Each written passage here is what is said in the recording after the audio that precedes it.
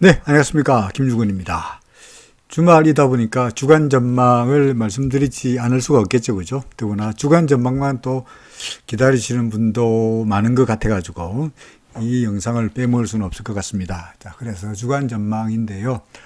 대략적으로 오늘 주간 전망에서 말씀드릴 내용들이 왼쪽에 적어놨습니다. 나스닥 지수를 볼 거고요. 상해 지수를 볼 거고, 그 다음에 CBOE에서 거래되고 있는 VIX, Volatility Index를 살펴볼 거고요. 그 다음에 개별 종목들, 나스닥 시장에 영향을 미치는 테슬라, 아마존, 그리고 애플의 주가, 그리고 금과 은의 가격, 그리고 우리나라에서 거래되는 KRX의 금 가격, 달러 인덱스와 유로, 옌, 달러 대 원화 환율을 가지고 우리나라 다음 주 달러 대 원화 환율이 어떻게 될 거냐에 대한 예상도 해보고요.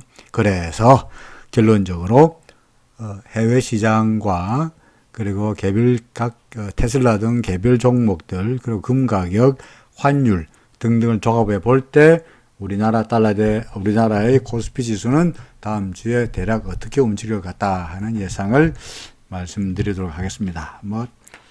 짤막짤막하게 볼 거는 많고 그래서 짤막짤막하게 말씀을 드리도록 합니다. 먼저 나스닥 지수입니다. 우리가 제가 지난주에 도중에 주간 전망 말고 주중에 나스닥 지수의 카운팅이 틀렸다라고 말씀드렸죠. 그죠? 여기 4번 파동이라고 봤는데 틀렸다. 그래서 이게 4번이 아니고 결과적으로 이게 여기까지가 5번 파동이 되어야 되고, 그죠? 이게 이제 중간에 나타나고 있는 게 여기가 4번 파동이고 이게 5번 파동이고, 따라서 지금부터는 A, B, C가 되든 아니면 아직까지 이게 B가 모르겠습니다만은 A, B, C가 되든 간에 조정이 나타날 거다라고 말씀드린 바 있었죠. 실제로 그 이후에 나스닥 지수는 제대로 된 변변한 반등조차 나타내지 못하고 줄창 밀렸습니다. 이제 전환선 기준선이 딱 만난 상태인데 다음 주가 되면 전환선과 기준선이 오히려 역전된 전환선이 기준선 밑으로 내려올 것이 분명합니다. 날짜적으로 본다면 전환선이 9일 동안의 그 중간값인데 하나, 둘, 셋, 넷, 다섯, 여섯, 일곱, 여덟, 아홉이니까 다음 주 월요일, 화요일, 수요일 되면은요. 다음 주 수요일이 되면은 전환선이 푹 꺾이면서 전환선과 기준선이 무조건 만나게 되어 있고요. 역전, 데드 크로스가 나타나게 되어 있고, 혹은 예컨대 나스닥 지수가 다음 주 월요일이라도 장중 저점이 직전 저점이었던 1728을 밑으로 내려간 순간부터 역시 전환선이 기준선 아래로 내려가 버립니다. 전환선은 이미 꺾였고요. 두 개가 만나게 되고 후행스팬은 이미 캔들 밑으로 내려갔으니까 현재 주가는 더 밑으로 내려가서 구름에 닿을 공산이 매우 높고요. 구름 상단의 지지가 있으면 다행이겠습니다만 구름 상단의 지지가 아니면 더 내려가가지고 구름 안에까지 하단의 지지까지 기대할 정도로 더 내려갈 공산이 높습니다. RSI도 약간 반등하는 듯 하다가 내려가니까 이것도 굳이 RSI 용어로 말한다면 failure, 실패라고 그러는데 역시 지수가 좀 더 하락할 가능성을 이야기해주는 그런 신호다라고 보여집니다. 나스닥 시장이 별로 좋지 못한다면 우리나라 다음 주 시장도 결론적으로 당장에 썩 좋아 보이지 않을 거라는 것은 거의 확실하지 않겠나 생각이 됩니다. 자, 상해지수네요. 왜 상해지수를 안 보다가 보느냐. 가끔은 외국인들이나 기관들이 상해지수 움직임에 따라 가지고 실제로 매수하거나 매도하는 전략을 보이기도 하는데 상해지수 같은 경우에도 이미 사실은 상승 파동이 3월달부터 시작해서 그죠? 이미 다 끝나고요. 이미 꼭지까지 온 다음에 현재 계속 조정 양상이 나타나는 것처럼 보이죠.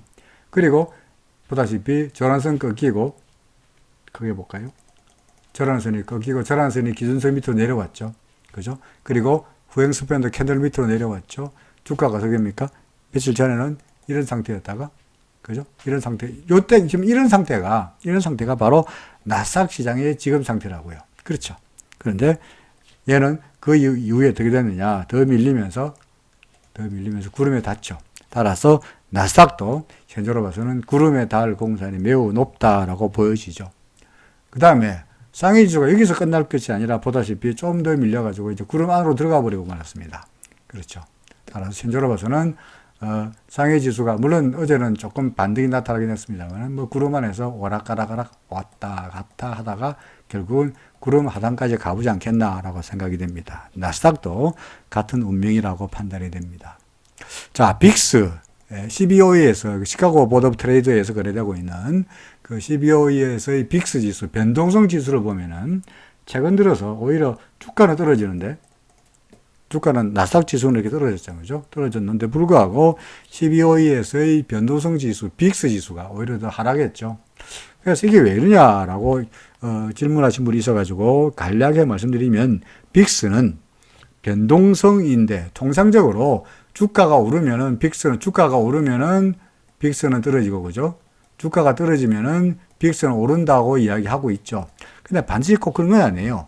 빅스는 정확하게 말하면은 뭐냐니까 표준 편차예요. 표준 편차.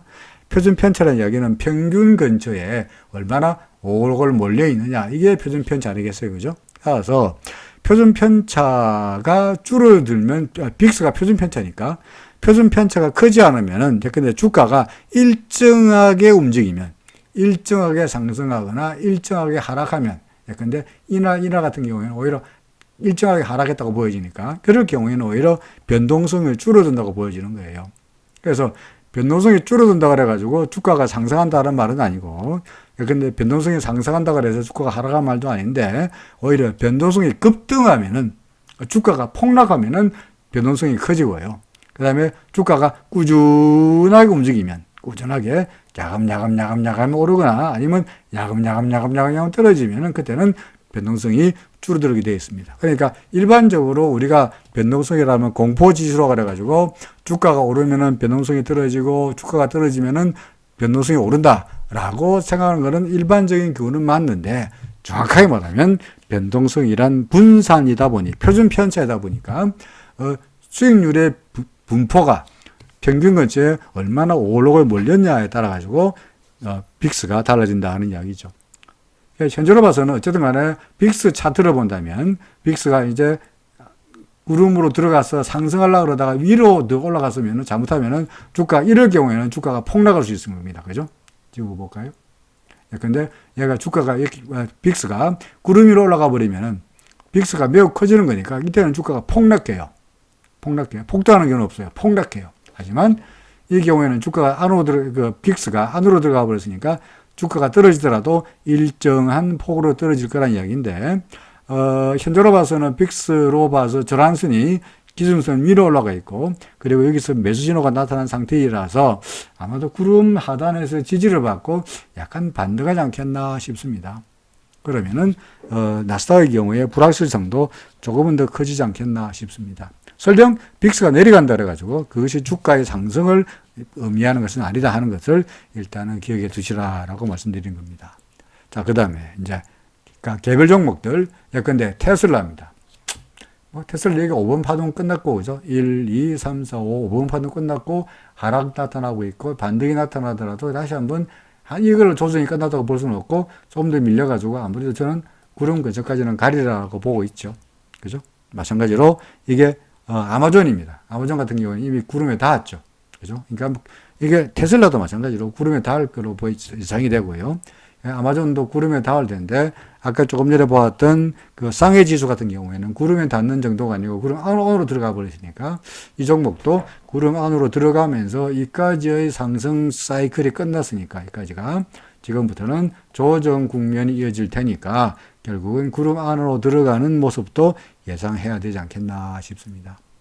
애플도 마찬가지입니다. 애플도 아직까지는 구름 위에 있긴 합니다만은 역시 밑으로까지 내려갈 걸로 일단은 예상합니다. 현재 5번 파동까지 다 이것도 역시 마찬가지로 끝났다고 보여지니까 역시 조정 국면에 접어들었다라고 보여집니다.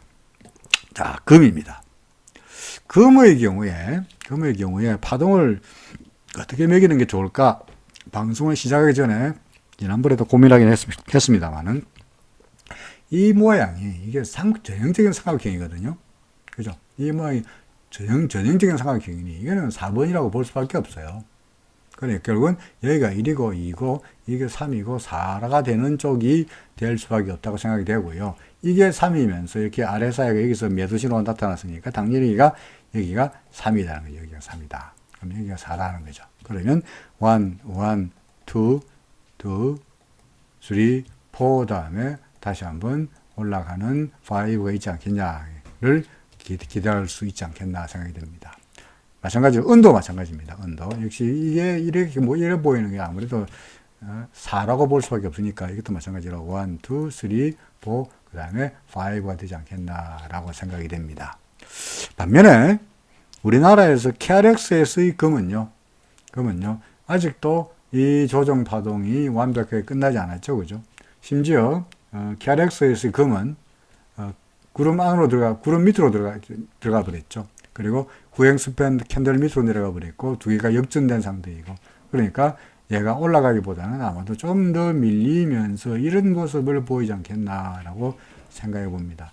그래서 만약에 금을 산다 하더라도 제가 저희 채널에다가 금 사는 법에 대해서 말씀을 드리기도 했고요. 그리고 현재 최선의 투자 방법은 뭐 골드 ETF를 산다거나 또는 뭐 골드 바라를 산다거나 금목걸을 산다거나 하는 것보다는 그냥 KRX에서 주식 사는 것처럼 금 사는 게 가장 최고다라고 말씀드린 바 있습니다만은, 그때 그 영상에서도 현재 파동으로 봐서 조정 파동이니까 금을 당장 급하게 살 필요 없다라고 말씀드린 바 있었죠. 지금도 마찬가지입니다. 금 사는 데 대해서는 말씀드린 대로 우리에게는 아직도 5번 파동 하나가 더 있다고 생각합니다만은, 당장에 금을 지금 서둘러서 매수할 필요는 없고 좀 더 떨어질 때까지 기다려도 되겠나 싶은 생각이 듭니다. 자, 그 다음에 달러 인덱스입니다. 해외에서 달러 인덱스인데, 해외에서 달러 인덱스 제가 계속 말씀드립니다만은, 달러 인덱스는 저점은 내려가고 있고 이 뭐죠? RSI는 올라가고 있으니까 전형적인 다이버전스니까 아무래도 위로 올라가리라 라고 예상을 하고 있죠.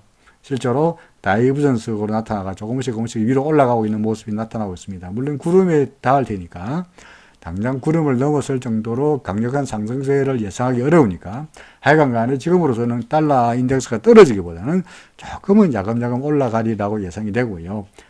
아울러서 유로 같은 경우에도 근데 고점은 높아지고 있습니다만은 RSI는 낮아지고 있는 거니까 결국은 유로화도 아마도 좀 밀리지 않겠나 생각합니다. 지난 금요일 같은 경우에는 그 22의 그 레가르드 의 발언에 근데 유로가 약세가 될 거라고 시장은 기대했는데, 뭐 그런 시장의 기대와는 다른 발언을 하는 바람에 반발 매수세로 실망매로 말미암아서 유로가 좀 상승세로 나타나긴 했습니다만은, 여전히 추세가 완벽하게 뭐 상승세로 다이버전스가 그로 인해가 바뀐 게 아니기 때문에 이거는 반등에 불과하고 결국은 구름 근처까지 내려올지 않겠느냐. 다시 말해서 유로는 떨어지고 달러는 조금 올라가는 추세가 다음 주에도 계속되지 않겠나라고 생각합니다. 현재 달러 엔 같은 경우에는 아마 내일 스가가 이제 아베의 뒤를 이어가지고 아마도 일본의 총리가 될 가능성이 뭐 70% 이상이죠, 그죠?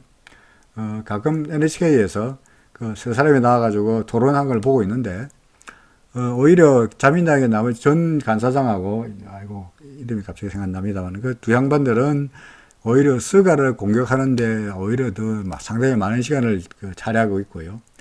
NHK에서 오늘 아침에도 토론했습니다만, 보고 있으면은 스가는 다소간 여유만만하더라고요. 그러니까 뭐 어차피 뭐 조금만 있으면은 자기가 수상이 될 거니까 뭐 그런 수상이 된 듯한 그런 태도를 취하고 있던데, 스가가 수상이 된다면 아베의 소위 아베노믹스가 크게 바뀔 가능성은 없어 보이고요.